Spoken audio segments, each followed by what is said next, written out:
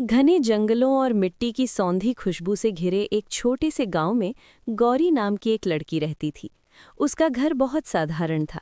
छोटी सी झोंपड़ी, टूटी फूटी दीवारें और छप्पर की छत। उसके परिवार में सिर्फ उसकी बीमार माँ थी। गौरी ही घर की जिम्मेदारी संभालती थी। हर सुबह सूरज उगने से पहले ही गौरी उठ जाती। वो जंगल की ओर निकल जाती, लकड़ियां और उपले यानी गोबर के कंडे इकट्ठा करने के लिए। यही उसका रोज का काम था और इसी से उनका गुजारा चलता था। चाहे गर्मी हो, सर्दी या बारिश, गौरी कभी हार नहीं मानती थी। उस दिन भी वो जंगल में उपले जमा कर रही थी। अचानक उसे एक अजीब सी चमक दिखाई दी। उसने पास जाकर देखा तो एक छोटी सी चमकती हुई मणि यानी जादुई पत्थर मिट्टी के ढेर के पास पड़ी थी। गौरी ने उसे सावधानी से उठाया। जैसे ही उसने मणि को हाथ में लिया, उसके चारों ओर हल्की रोशनी फैल गई। तभी उसके सामने एक तेजस्वी स्त्री प्रकट हुई। वो साधारण स्त्री नहीं थी। उसकी आंखों में दिव्य चमक थी, चेहरा शांत और आभामय था। गौरी डर गई और घबराकर पीछे हटने लगी। स्त्री मुस्कुराई और बोली, डरो मत बेटी, मैं तुम्हें कोई नुकसान नहीं पहुंचाऊंगी।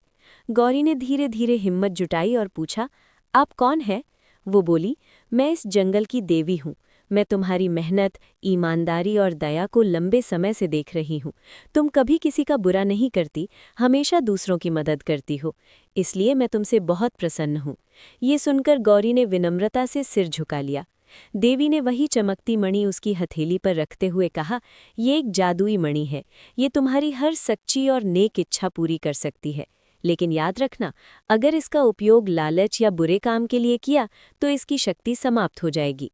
गौरी ने आदरपूर्वक मणि स्वीकार की और धन्यवाद कहा। घर लौटकर उसने सबसे पहले अपनी बीमार माँ के लिए दवा मांगी। जैसे ही उसने सच्चे दिल से प्रार्थना की, मणि हल्की सी चमकी और उसके सामने दवा आ गई। कुछ ही दिनों में उसकी माँ ठीक होने लगी। धीरे धीरे गौरी ने अपनी ज़रूरत के अनुसार ही मणि का उपयोग किया। थोड़ा सा अनाज, कपड़े और एक मजबूत छप्पर। लेकिन उसने कभी भी ज्यादा या अनावश्यक चीज़ें नहीं मांगी।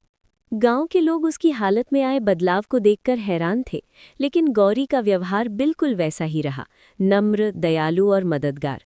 वो दूसरों की भी मदद करने लगी। किसी के घर में खाना नहीं होता तो वो चुपचाप मदद कर देती। एक दिन गांव के लालची जमींदार को इस मणि के बारे में पता चला। उसने सोचा, अगर ये मणि मेरे पास आ जाए तो मैं बहुत अमीर बन सकता हूँ। वो चालाकी से गौरी के घर पहुंचा और मीठी मीठी बातें करने लगा। लेकिन गौरी उसकी नीयत समझ नहीं पाई। एक दिन मौका देखकर उसने मणि छीन ली। जैसे ही जमींदार ने मणि को हाथ में लिया, उसने कहा, अब मैं सोना, चांदी, महल और धन चाहता हूँ। लेकिन कुछ भी नहीं हुआ। मणि की चमक धीरे धीरे खत्म हो गई और वो एक साधारण पत्थर बन गई। जमींदार घबरा गया। तभी अचानक तेज रोशनी फैली और वही देवी प्रकट हुई। देवी ने कठोर स्वर में कहा, ये मणि केवल सच्चे और निष्कलंक दिल वालों के लिए काम करती है।